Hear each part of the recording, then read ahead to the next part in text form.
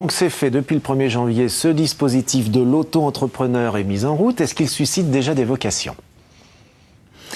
Alors, il faut savoir qu'avant le 31 décembre, il y avait déjà eu 40 000 préinscriptions pour avoir des informations sur ce nouveau régime et que depuis le 1er janvier, où les inscriptions sont possibles en ligne sur www.cfnet.cci.fr ainsi que sur le site de l'URSSAF, il y a 700 inscriptions donc sur le site CCI qui ont été faites d'auto-entrepreneurs. Donc, en à peine, même pas une semaine, il y a déjà 700 personnes qui ont souhaité se positionner sur ce nouveau régime.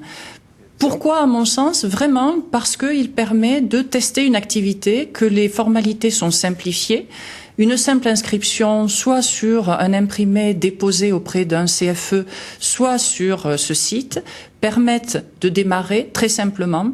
Et l'autre avantage, c'est que les cotisations sociales ne sont payées que lorsqu'il y a encaissement, comme c'était évoqué dans le reportage.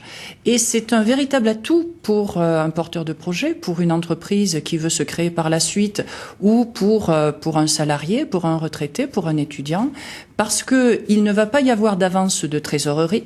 Il n'y a paiement de charges que lorsque les encaissements sont reçus et cela a cet avantage de pouvoir justement être une phase d'expérimentation.